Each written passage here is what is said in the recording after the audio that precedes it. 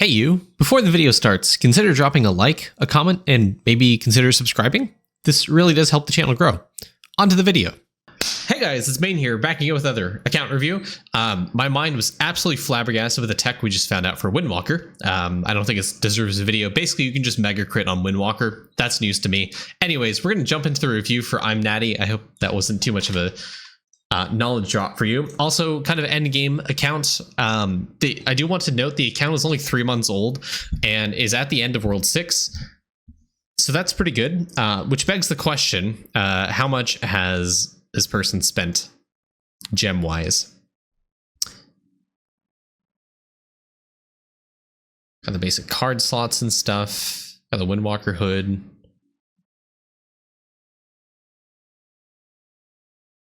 Infinity Hammer, 1 Brimstone Forge slot, 1 Bleach Cauldron. It's not like, not seeing any huge spending.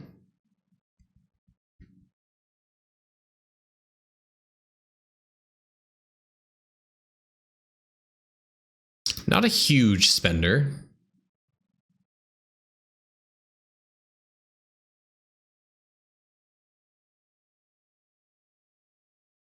Do see Hyper Opal though.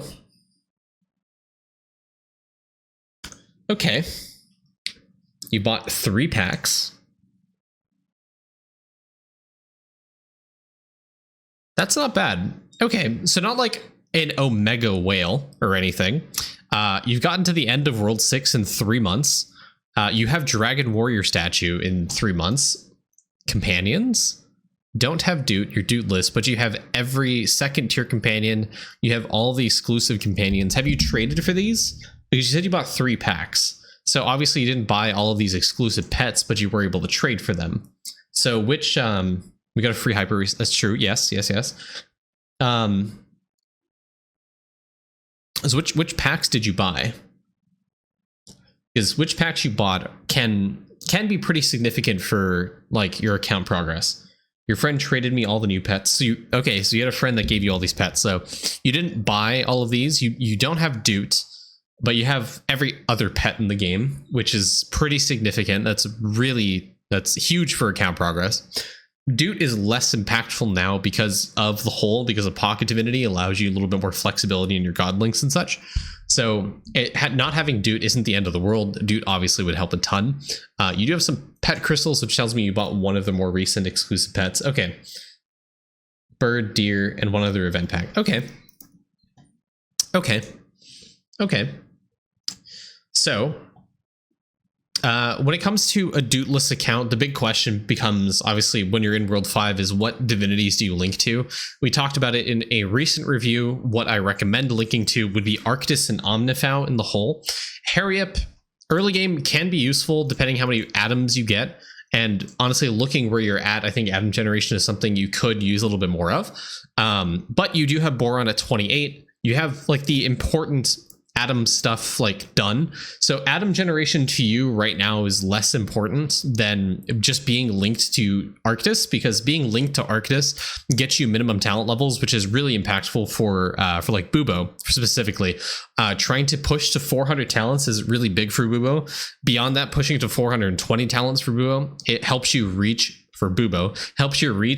nearing 100% uptime on Cranium Cook, which is incredibly important for more liquid generation, being able to push bubbles higher. I did talk about that in the more recent review, so obviously not available to you right now since you're watching this live, but King Zach 10's review, we talked a lot about liquid generation, talent levels being an important push for him right now. So I'd recommend looking at that review or going back at the recent timestamp for that stream, since you're watching live, to kind of give you perspective why talent points are important, but that's definitely something you want to try to push towards right now. So trying to push to 400 to eventually 420 talents, the big way that's going to come into play for you right now is Deathbringer. You only have 1 Deathbringer, you have 2 DKs, which is completely fine. It's going to take a while for you to get to Skull of Major Talent, which is how you get 420 talents. So right now, maybe 400 is a good push for you right now. It's going to take you weeks to months to even try to get that. Big way you get that is through Equinox symbols. Equinox symbols obviously is a great source of minimum talent levels. You're 15 away from maxing this out. As for where to spend your Equinox points right now, I think you're fine where you are. I think you just want to dump the rest of your points to Equinox symbols. Do not upgrade Laboratory Fuse. Do not upgrade Food Lust any further. Those are perfectly fine where they're at right now. Just the rest of your Equinox points put into Equinox symbols, and that's all you want to focus on. Right now, your Equinox progression is really, really fast. It's only taking you, what, like 11 hours less than to level up max for Equinox progression. So every day you get up to 2 points. Putting them all into Equinox symbols helps you with skilling efficiency. It'll help you with damage. It'll help you with construction. With your DK talents, and obviously for Bubo specifically, pushing closer and closer to 400 talents is going to be pretty important for you. I love these names, by the way. So right now you're only at 292 for Tentacle, 60 here. So getting 299 books is going to be pretty important for you. So the way you get that is going to be summoning, if you haven't finished that yet, which you I believe you have.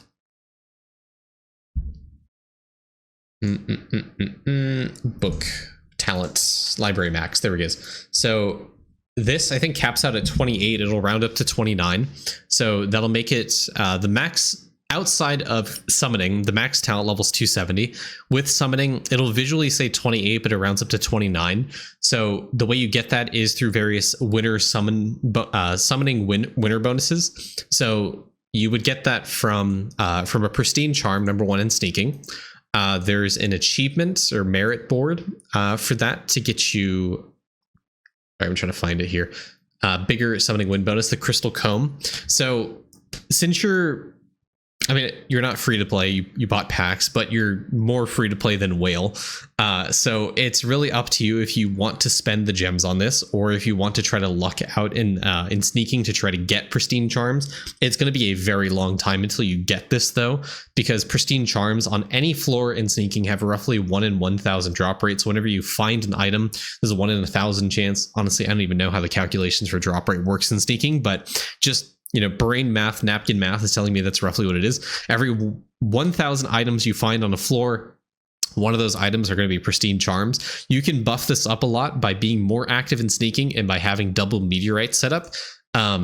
Depending on where you are in sneaking, obviously, if you're in like Mastery 3, which you are, you may be able to push down to Mastery 2 and try to find a floor that you have 0% detection on, put double meteorites on your characters, and I would recommend gemstone farming like Aquamarine, for example, to get more stealth percent, and just being on that floor for a very long time until you get Pristine Charms, because right now you only have 1. Yes, it is true you can get duplicates of Pristine Charms when you are on a floor and sneaking, but considering you have only 1 out of the, 18, 19, I can't even count, Pristine Charms that are available to you, there's a very high chance you'll find a non-duplicate Pristine Charm. The more and more you get, the higher chance of you getting a duplicate. But right now, just doing that right now is going to help your account because you have a relatively high chance of getting a non-dupe Pristine Charm just by doing that. And you're at Mastery 23, sorry.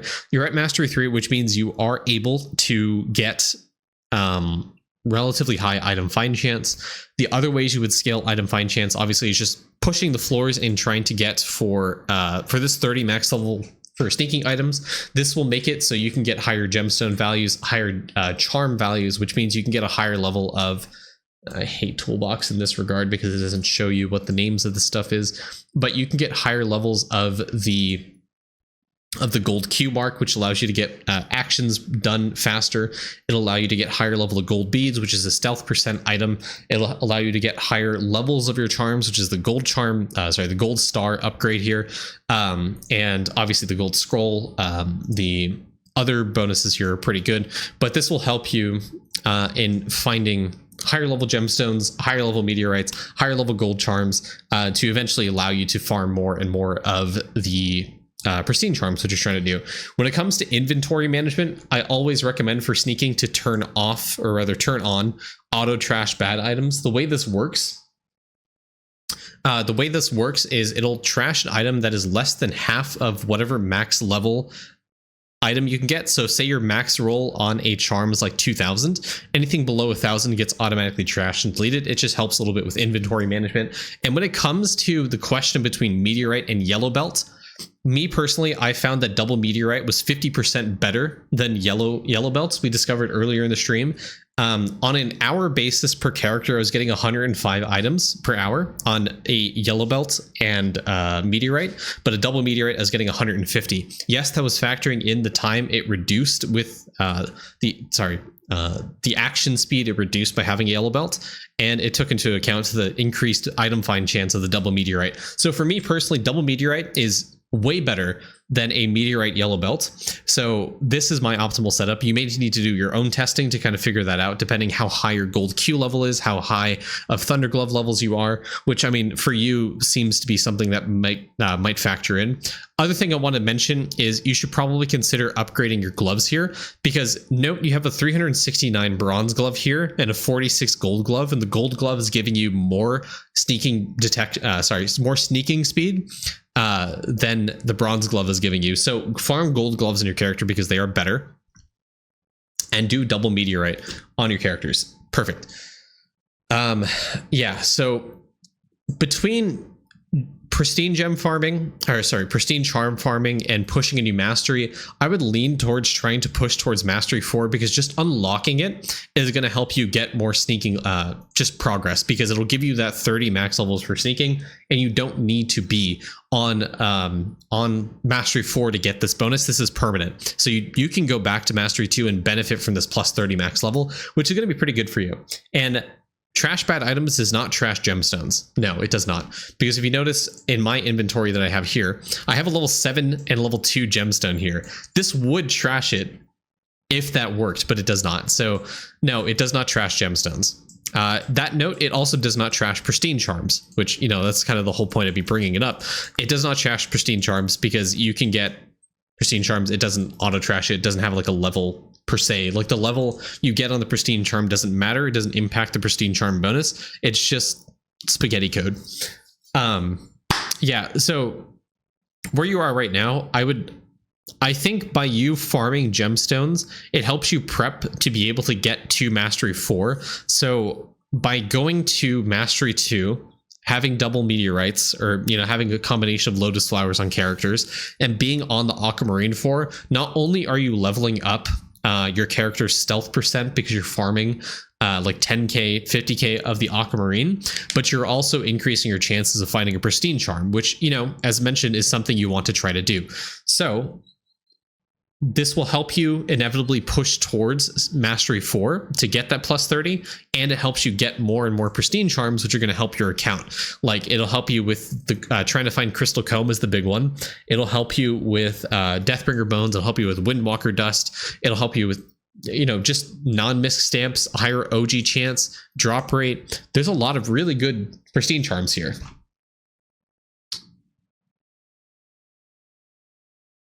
With compass pumped, I don't have enough stealth, so I'm gonna go back and farm gems. Yeah, gemstones are really big.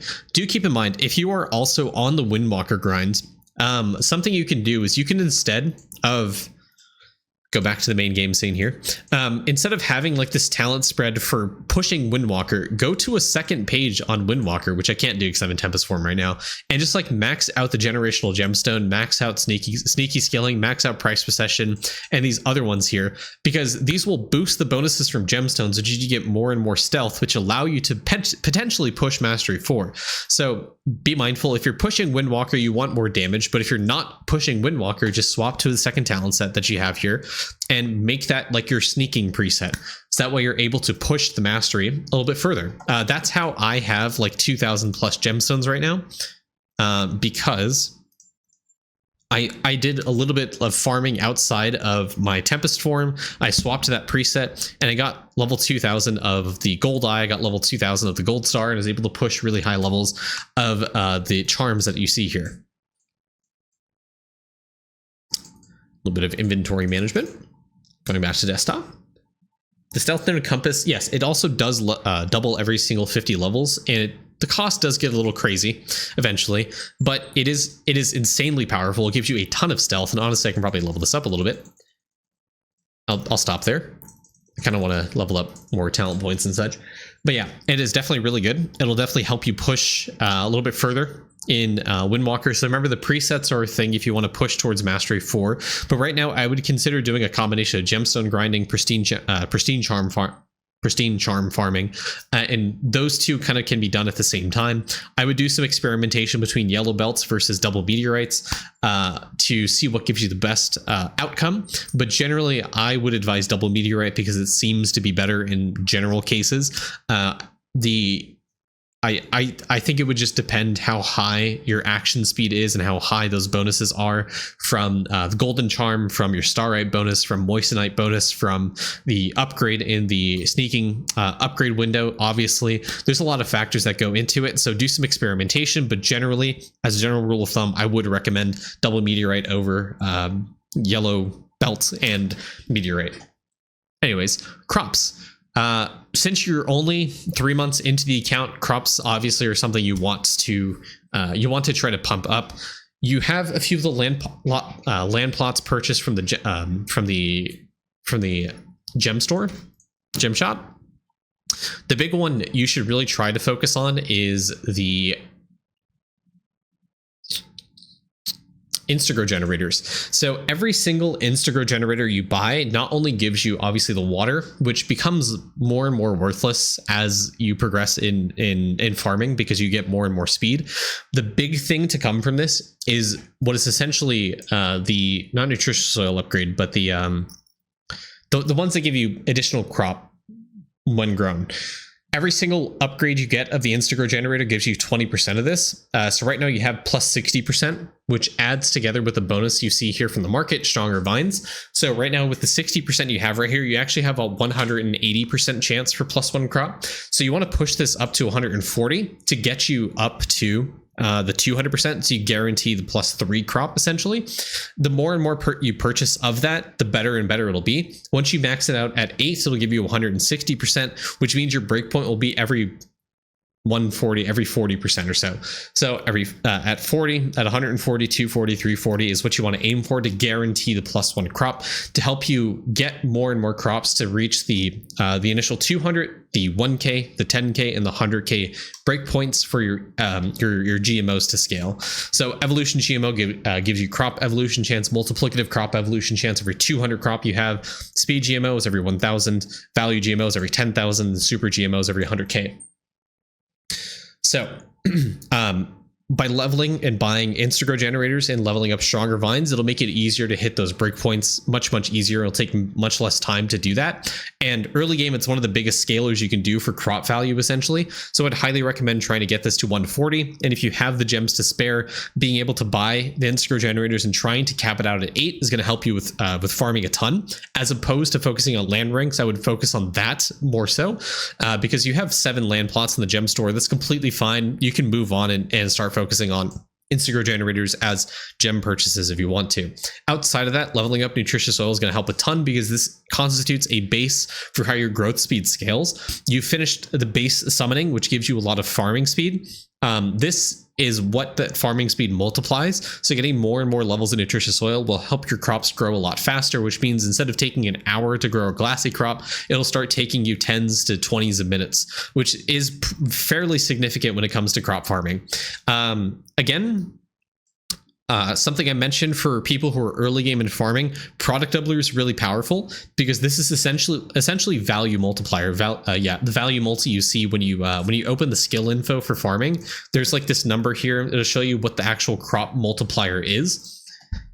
If you look here, skill info, farming, crop value multi, it caps at 10,000x. But the beauty of product doubler is it doesn't actually show up or factor into the crop value multi you see here. So since crop value caps at 10,000x, I can't really take advantage of product doubler, but early game, you can really take advantage of it because early game it's really hard to hit that 10,000x value multi. Product doubler essentially just makes you able to hit that cap a little bit easier. And it's something you can consider when trying to distribute land rank points. So with production boost, with production mega boost, whatever your crop value is, just multiply it by 1 plus whatever percent you see here. So this 1.42, if you have like, I don't know, like 200 crop value, multiply that. That's essentially how much crop value multi you have.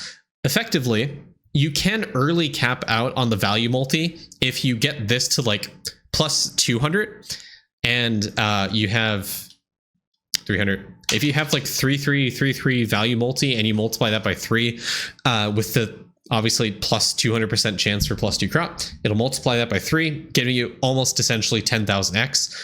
Obviously, this would come more realistically when you have production super boost, but just to kind of help you out in the early game, product doubler is a really good bonus you want to try to farm towards to help you get more crop value multi, to help you farm out the 200 crops, to help you farm out the 1,000 crops, and eventually the 10,000 crops to help you get more value multi.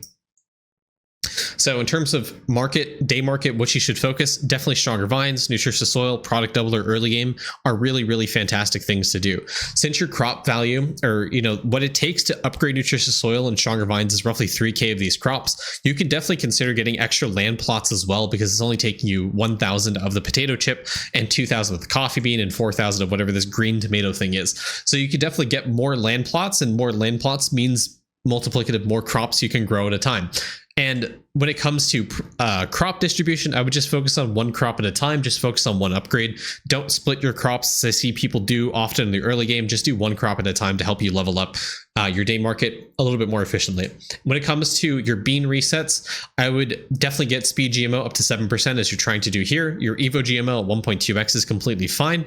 And then if you're able to start putting points into value GMO and super GMO, I would absolutely do that. And consider trying to get to 10K crops to help you get value GMO up and running, because value GMO is value multi, and that's how you get more and more and more crops. The more you invest into value multi, the more you try to get your crops up to 10K, the faster you can hit 10K on the rest of your crops, which allow you to get even more magic beans, which will help you level up value multi more, which will help you level up Evo and speed GMO. And eventually you can grind out 100K crops to get super GMO, which will scale value GMO. It'll scale evolution GMO. It'll scale speed GMO to make the speed go faster. It'll make your evolution chance go higher. It'll make your value multi go higher. And eventually you'll be able to hit the 10K cap without a problem. And eventually you'll be able to level up your day market a little bit more, and you'll be able to get more magic beans to trade up your night market a little bit more. So the more you focus on trying to produce speed and try to get up to 10K crops, the faster your farming is going to go. And I reckon within a month, you'll probably very easily be able to cap out and max out super GMO. You'll be able to max out EXP GMO, and you'll be able to hit like 160, 180, 200 crops with relative ease, I will say.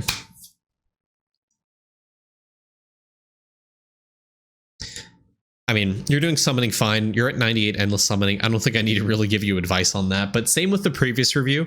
Big thing is trying to grind out golden peanuts, gold food farming, DK farming on board beans in World 1 to help you out with this is going to help a ton. And this, well, before I even say anything, I kind of want to see your drop rate actually. 37x drop rate. Let's see what cards you have. So you have Ruby on the poop card and Ruby on Demon Genie. So your crystal spawn chance should be completely fine. Your Crescent Shrine is a little bit low level, but that's to be expected with someone with only a 3-month account. Do you have Crystalline Stamp doubled? You do. Okay. So, I mean, your crystal spawn chance probably isn't that bad.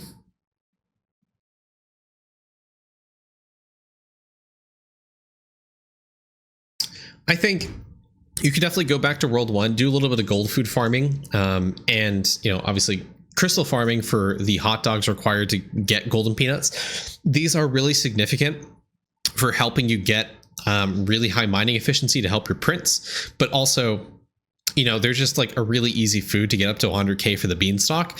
And that alongside golden omeletches, alongside golden hamsters, those are really, really easy things you can get up to 100K to just stick on the beanstalk. Going back to shrines, as we touched on them just a little bit, the Crescent Shrine at the very least, I would 100% try to farm out 100K for the golden cheeses. With your 40x drop rate, with your high crystal spawn chance, obviously I didn't see what your actual crystal spawn chance is, but I assume it's relatively high because you have the crystalline doubler, you have 18 Crescent Shrine, and you had those Demon Genie and poop cards at Ruby, which means you're probably decently high crystal spawn chance. You can get 100K golden cheese and 100K golden ham relatively easily.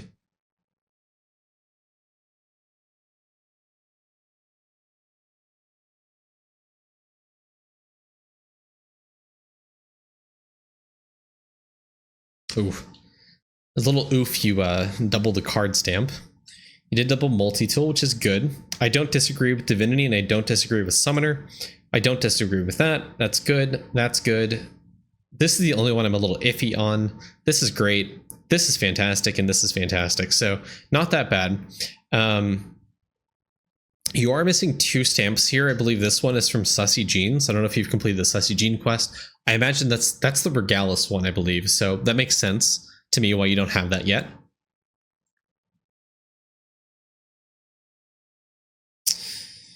Owls at 12. Remember, do your owl. I'm not going to yell at you too much because you're only 3 months old. You're a little babby. You can definitely get your Mega Feather up a little bit higher. Bubbles. Again, for a 3-month-old account, these bubble levels look good to me. Just keep in the back of your mind when Diamond Chef gets to a point where you can do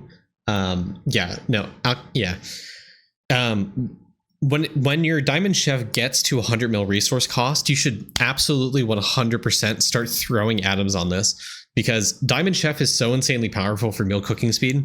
This plus Fluoride plus Blood Marrow are they're one of the only few huge multipliers to meal cooking speed. Diamond Chef is second to Blood Marrow. Blood Marrow obviously provides the most meal cooking speed in the game. Diamond Chef is insanely powerful because it's one of the earlier sources of meal cooking speed, and it'll say 81% here, but this will, you can keep leveling this up and it'll keep giving you meal cooking speed into the thousands of levels. It is insanely powerful and it'll help you a ton with your meals.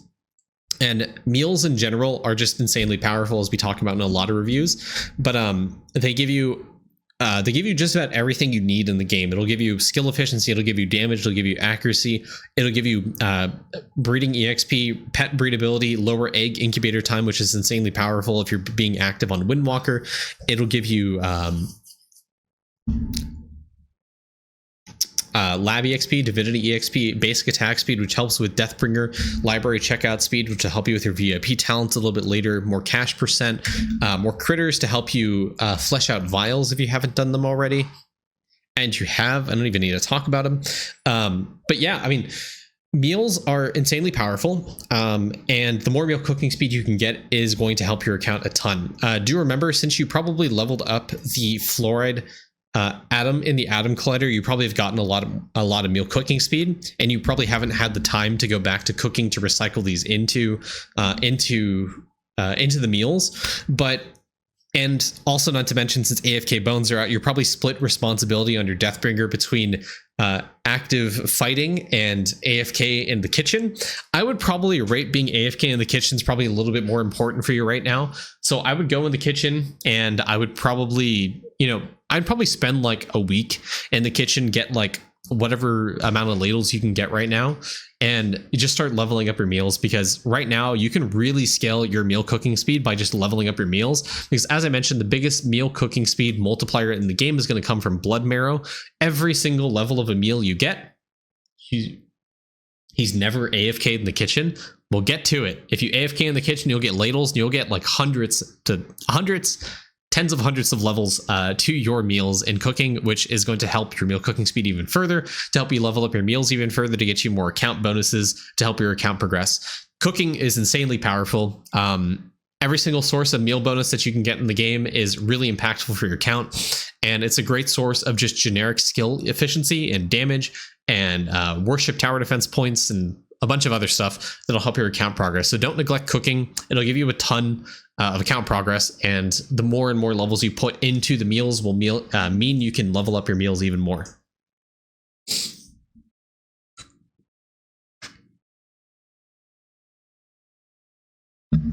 Yeah, and I mean, since you're probably hundreds and hundreds of hours away from Skull of Major Talent, actually not that far off. Yeah, no, I mean, Skull of Major Talent's probably a long ways away from you. No. So, hold on. What is more important?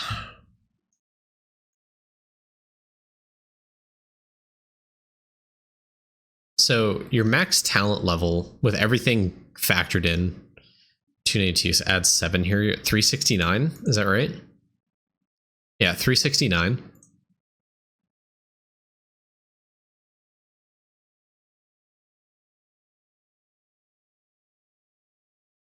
And then you have a bunch of Equinox levels to do. So 369.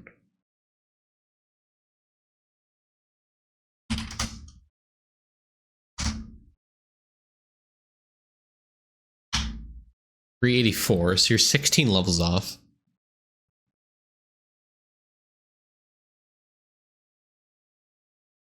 I mean, you could put someone else in the kitchen. You're not going to get anywhere near the amount of ladles you would for Blood Berserker or Deathbringer now. 16 talent levels off, and Skull to Major talent would get you there. But you're that many levels off from 420, which is arguably even more important.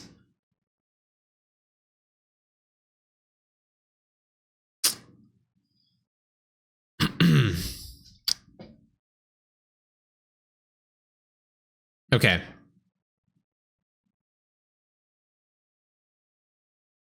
I'm formulating a plan here. What are your 2 DKs doing? Not that it matters. I mean, it doesn't really matter the class, to be completely honest.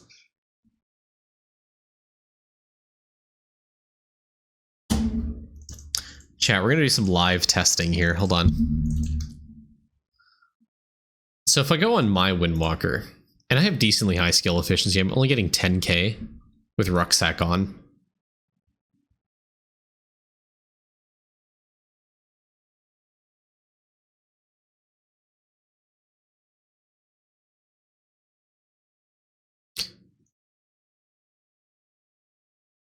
Fine, I'll suffer on this guy.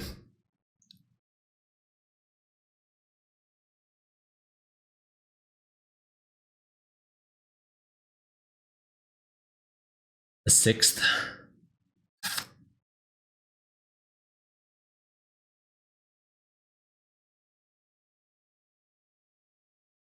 So if you're getting like 1,000, you'd be getting like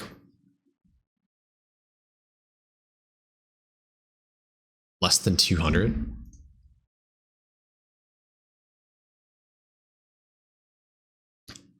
Honestly, I would consider putting a different character. I think you focus on both. I think the AFK bones are more important to you than cooking right now, which is kind of absurd to say. But considering where you are, no, because I mean you're like what, 300 plus hours away.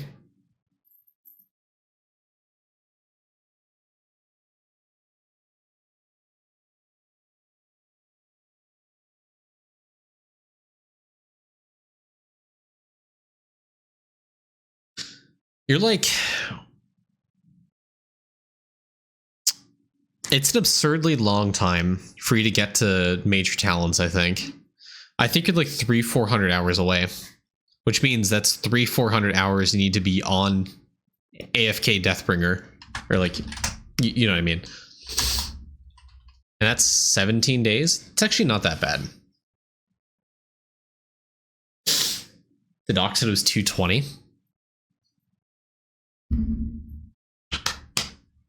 Well, then that's even better. Yeah, I mean, yeah, I think. Okay. The other question is, since your character's on Justice, okay, yeah, I would stick your DK like 1 or 2 characters AFK in the kitchen. It really doesn't matter who, to be completely honest with you. Just remember they would need the post office box upgrade for the ladle generation.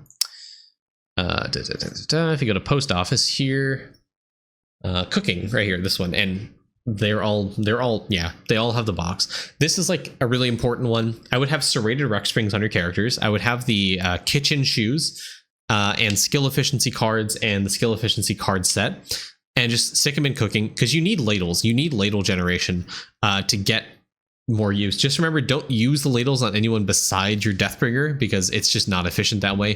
Deathbringer has a specific talent for it that's really important.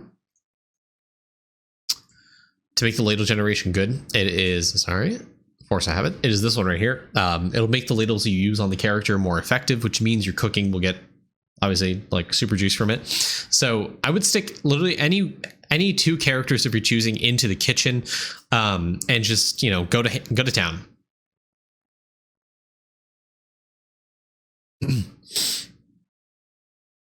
Yeah, and your Deathbringer should try to farm towards major talent, because you realistically, I mean, the major talents themselves aren't going to push you towards the 420 talents, because 420 talents on Bubo is way more important than 400. 400 will get you to 4 seconds on Tentacle, but the 420 will give you an extra auspicious aura range, which allows you to kill the mobs more consistently. And that's really important for 100% uptime on Cranium Cook. That, in addition to that, it's going to you're going to need a lot more cooking roadkill bubble levels, which at this point,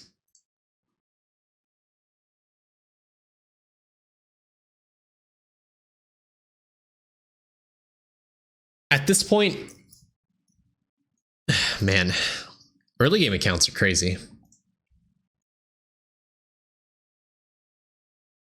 At this point, I would consider candy clicking on the cooking roadkill bubble to get it higher, because that'll push you closer and closer towards 100% uptime on Cranium Cook. And you honestly probably need like nearing like 5k levels on cooking roadkill to get close to 100% uptime on Cranium Cook, which is really important for helping you progress alchemy and getting enough liquid to upgrade things like grind time, as we mentioned. But I mean, outside of that, there's not really a huge reason why you need to push towards 420 or 400 talents even. It's just a nice number to hit.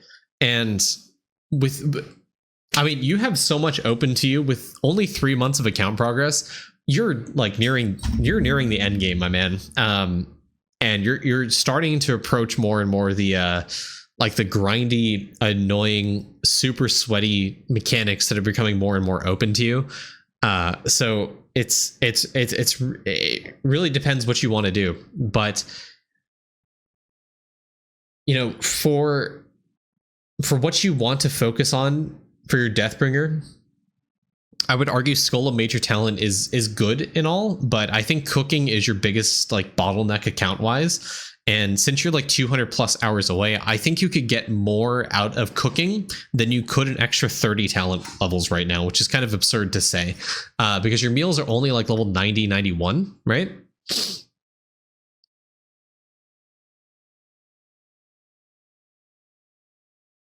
On the low end, on like the first page. But you see how all of these meals are like sub 100 ladles? You can get so much more account progress out of cooking than you could, I think, major talents right now. So ultimately, I think I landed on the verdict. I would probably take your Deathbringer off of active fighting and stick him in the kitchen. You want to finish gaming to level fluoride more before you full send cooking. Sure, yeah.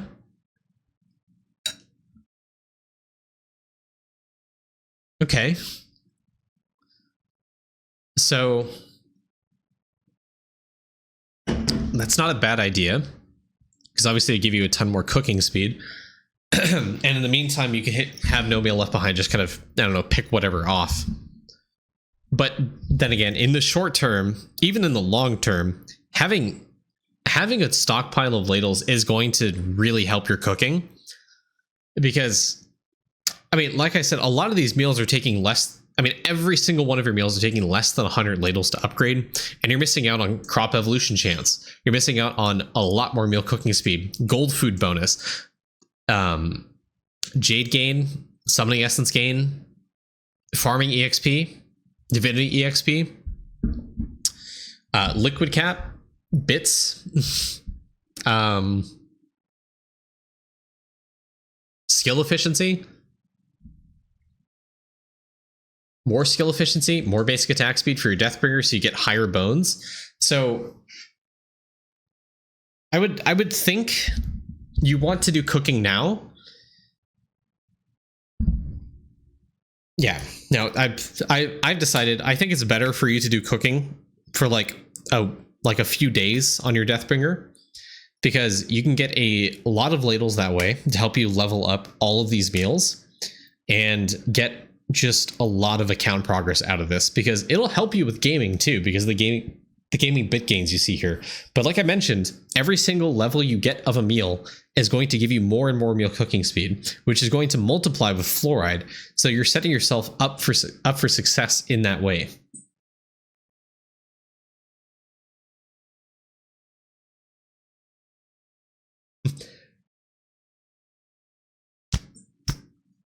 I mean, people tend to write off cooking as like not a good skill, but it is really good. Cooking is really good.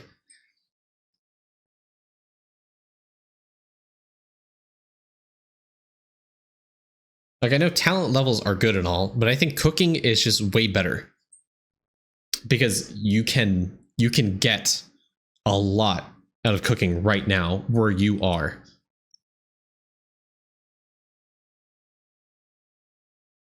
And how far are you from the super bits? You're not that far. 16 snail.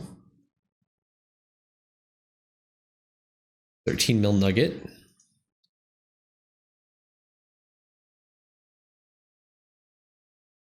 And it's farming. Farming's your probably biggest limiter right now.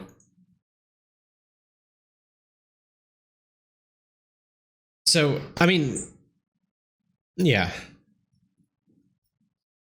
You're near-ish to instant gaming, I think. Yeah, you're near instant gaming, essentially. So, yeah, here's what I think you should do order-wise.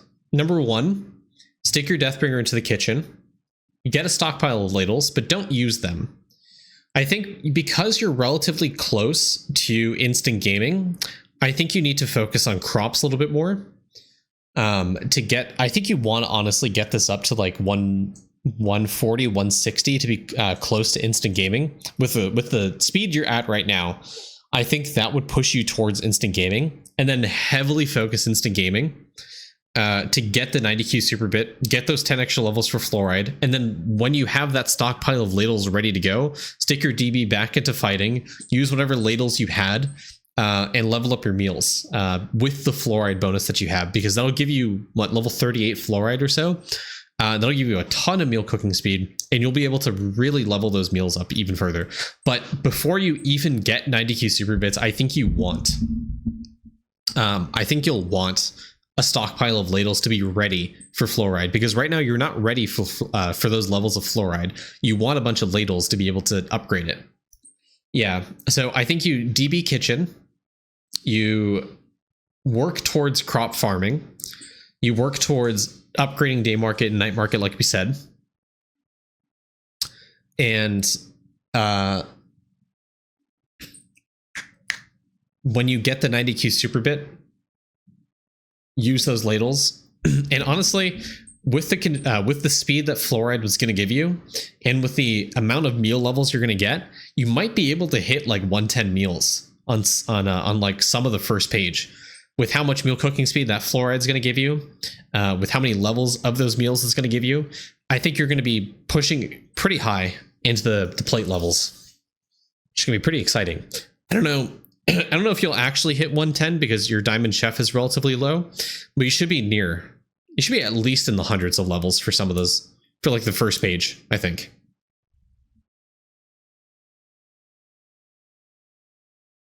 Breeding wise, arena's done. Obviously, you have all the meals. Breedability is pretty good. For 3 months, that's not bad. But again, that's going to come from crop bonus. Now, the Equinox 100k is just like, I don't even think that's like that important. No, I mean, it's just multiplicative damage, which doesn't matter right now because he's at the end of World 6. There's no real reason to try to push damage right now. And plus, all of your upgrade points are going to go into Equinox symbols anyways. And outside of that, probably Metal Detector or Faux Jewels. Like, you wouldn't even put any points into matching skins. It's just not good point investment for you right now at Equinox.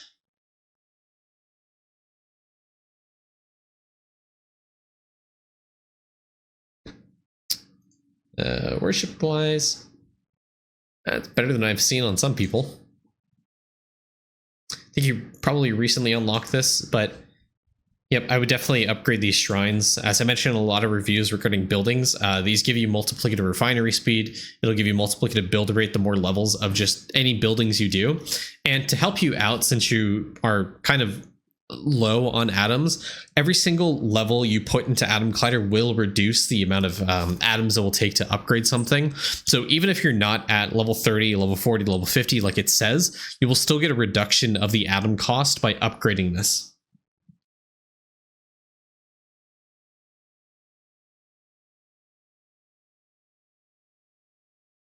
Mm-hmm. Yep, 0%, 10%. Yep. Do you have gear on all your characters? Like good gear? Yeah, okay. You made it past the void lock, void salt lock. It's pretty good. Dashboard wise. Shimmer, make sure to do your shimmer.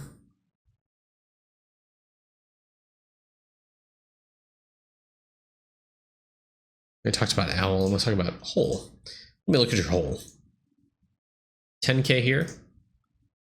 Pushing to 10k here, like you said. 5k. Yeah. I think 10k is like a good stopping point for justice, or sorry, wisdom, but 24k on justice is way more important right now for you. So definitely good for you to focus on. Absolutely. Yeah, when it comes to bravery, obviously I'm partial towards mining efficiency. I think right now you want to hard focus gaming bit gain to help you push towards those 90Q super bits, which you probably are aware of already. The cooking speed is just really not that good. So I wouldn't put a lot of emphasis on this because it is multiplicative cooking speed, yes, but compare this 218.8x to blood marrow, for example.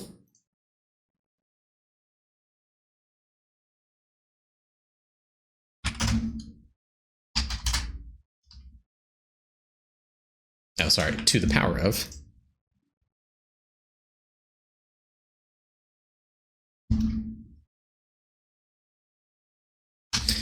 Compared to that much multi. So I would not worry about cooking speed and bravery monument at all. The thing is, no, I think it's multiplicative to blood marrow. I have no idea, but it's every single level you put into it is a level you could be putting into bit multi instead to help you push towards the 90Q super bit.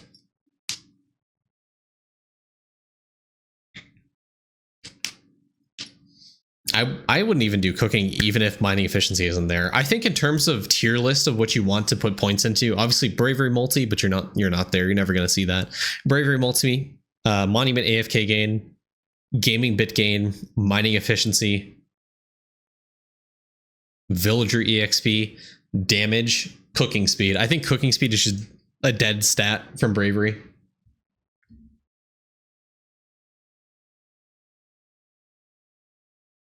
Envelope pile, pea pod, emoji veggie, dip spiral. Opal chance? No.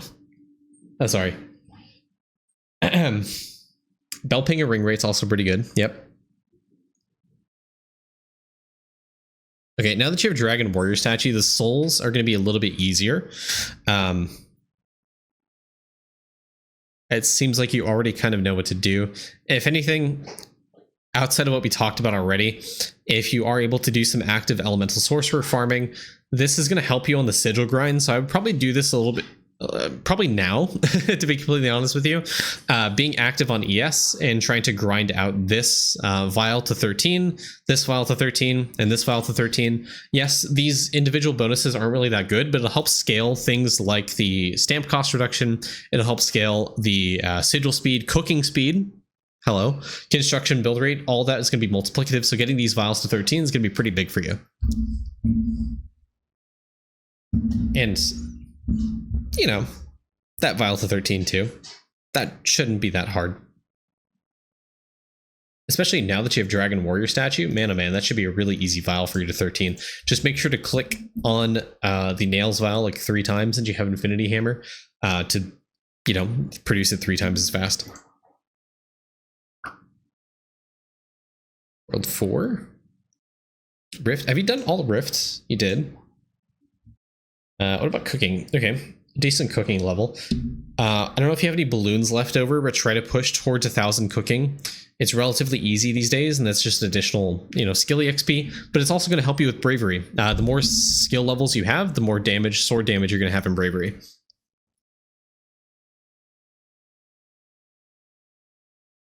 Whole slab.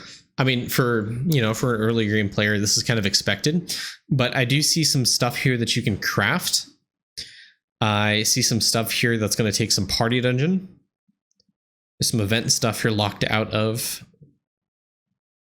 There's some quest line items like the gladiator trophy I see here. Remember to equip your star sign for this, and if you're active on Bubo, even if you do this overnight, you should be able to drop a Sanic ring. And yeah, like I said, big part of this is going to come from party dungeon and crafting. So you can get a lot more slab stuff here. You have all sovereign artifacts, which is good. You have at least 1 dreadnought boat, which is good. Yeah, like I said, I think I don't want to delve too much further into your account, but I think the biggest things for you right now are going to come down to cooking, to prepping for the 90Q super bit, doing a little bit of farming, grinding. Getting to, I think, like I said, 140 to 180 on total crops found is going to be very significant for you. To help you out in that, make sure, I would honestly level up some of those meals with ladles you get from Deathbringer. Just those meals for crop evolution chance specifically, because they do scale and they are pretty good, especially if you put a ribbon on them. That'll help you get to the 140 to 180 crop mark a little bit faster to help you reach instant gaming a little bit quicker. Yeah, just remember, use those ladles, upgrade those meals to give you more crop evolution chance to help you push towards new crop found. And when you do the bean reset, focus a little bit on speed GMO, try to upgrade value GMO, and try to grind towards those 10K crops. Those stronger vines, nutritious soil, product doubler, those are really good ones for you to focus on to help escalate and exponentiate, I guess, your farming speed. To help you get more and more day market grinds, to help you get more beans found, and eventually unlock super GMO, which is like a big breakpoint towards farming, to help you get more and more and more crops found, discovered, and eventually get to the instant gaming speed that you need.